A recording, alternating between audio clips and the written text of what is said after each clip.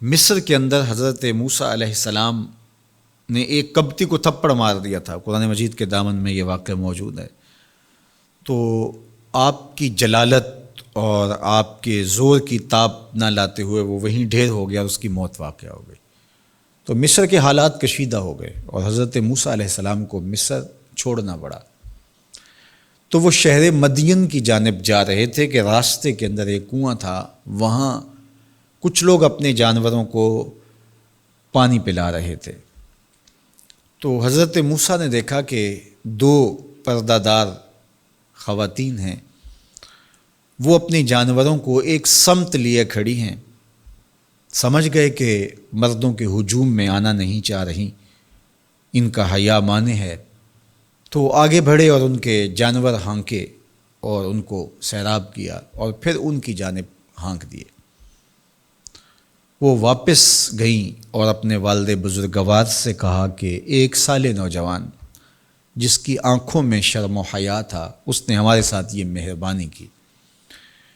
تو ان کے والد گرامی نے کہا کہ جاؤ اس کو بلا کے لاؤ۔ قرآن مجید میں اس کا ذکر کیا گیا۔ فجاءتہ احداہما تمشی علی استحیاء، ان میں سے ایک خاتون حیا میں سمٹی ہوئی حاضر ہوئی۔ اس نے کہا کہ ہمارے والد گرامی آپ کو بلاتے ہیں، آپ نے ہمارے ساتھ جو مہربانی کی ہے اس کا وہ اجر دینا چاہتے ہیں۔ تو حضرت موسیٰ علیہ السلام ان کے ساتھ چلے گئے، اور جب گئے تو یہ گھر تھا حضرت شعیب علیہ السلام کا، اور یہ صاحبزادیاں حضرت شعیب علیہ السلام کی تھیں۔ تو اس خاتون کا شرم و حیا کے ماحول میں حضرت موسیٰ علیہ السلام کو یہ کہنا اور چل کے اس انداز سے آنا، قرآن نے اس کی حکایت بیان کی ہے۔ تو خدا کو پسند ہے کوئی خاتون حیا کے ماحول میں آئے تو اللہ اس کی آمد کو اور اس کے آنے کو قرآن کا عنوان بنا دیتا ہے اور قرآن کی حکایت بنا دیتا ہے کہ جو خاتون حیا کے جوہر کی مالکہ ہو وہ اللہ کو کتنی اچھی لگتی ہے۔ اللہ اکبر۔ حضرت نبی اکرم صلی اللہ علیہ وآلہ وسلم کا فرمان حیا کے حوالے سے، الحیاء من الایمان، حیا ایمان سے ہے۔ تو جتنے بھی ایماندار لوگ ہیں وہ پھر حیا کے جوہر سے مزین ہوں گے، مالا مال ہوں گے۔ آپ دیکھ لیجئے سب سے بڑے ایماندار تو میرے اور آپ کے آقا مولا ہیں، اور حضور کمواری لڑکی سے زیادہ حیادار تھے۔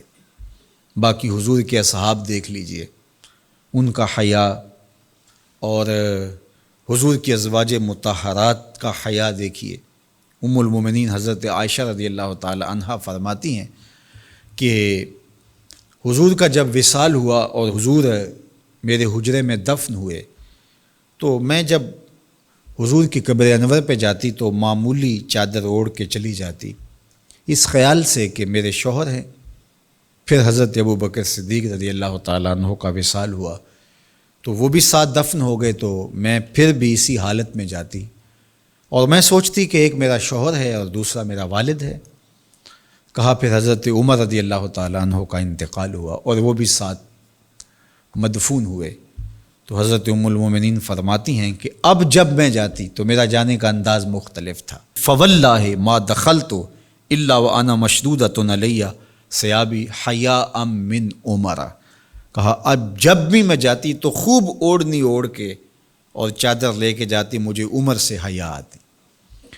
یہ ام المومنین کا انداز زندگی ہے۔ مخدرات اسلام کو اس سے سیکھنا چاہیے۔ جو قبر میں دفن ہیں ان سے بھی یہ حیا کریں، جو مومنوں کی ماں بھی لگتی ہیں۔ اور آج یہ دلائل دیے جائیں کہ پردہ تو جناب دل کا ہوتا ہے، چہرے کا پردہ تو نہیں ہے۔ باقی کسی کو اپنی آنکھ میں شرم پیدا کرنی چاہیے۔ عورت کو کیا ضرورت ہے کہ وہ اپنے آپ کو ڈھانپ کے رکھے؟ اب ام المومنین کا عمل یہ ہے کہ فرماتی ہیں کہ میں اپنے آپ کو خوب سمیٹ کے جاتی حیاء من عمر۔ عمر قبر میں ہیں لیکن ام المومنین فرماتی ہیں مجھے پھر بھی حیا آتی۔ اور حضرت سیدہ طیبہ طاہرہ حضرت فاطمہ تو زہرا رضی اللہ تعالی عنہا نے کہا کہ عورت کے لیے بہترین پردہ یہ ہے کہ اس کو کوئی غیر مرد نہ دیکھے اور وہ غیر مرد کو نہ دیکھے۔ تو جب یہ ہمارا دین ہمیں سکھاتا ہے اور حیا کا یہ سبق دیتا ہے، بڑوں سے حیا کرنے کی تلقین کی گئی، اللہ سے حیا کرنے کی، اس کے رسول سے حیا کرنے کی تلقین کی گئی۔ صحابہ فرماتے ہیں بعض اوقات ہم کچھ پوچھنا چاہتے ہوتے تھے اور حضور کے حیا کی وجہ سے ہم ایک عرصہ تک وہ بات نہیں پوچھ پاتے تھے۔ آج دادا کے سامنے بچے جس طرح بات کرتے ہیں اور جس طرح بچوں سے حیا کا جوہر ختم ہو گیا ہے اور اس کو وہ تہذیب نو کا کرشمہ سمجھتے ہیں اور جدید دور کی کرامت سمجھتے ہیں، یہ دور جدید کی کرامت نہیں ہے، یہ جاہلیت ہے۔ بڑوں کا احترام اور بڑوں کی عزت یہ زندگی کا جمال ہے۔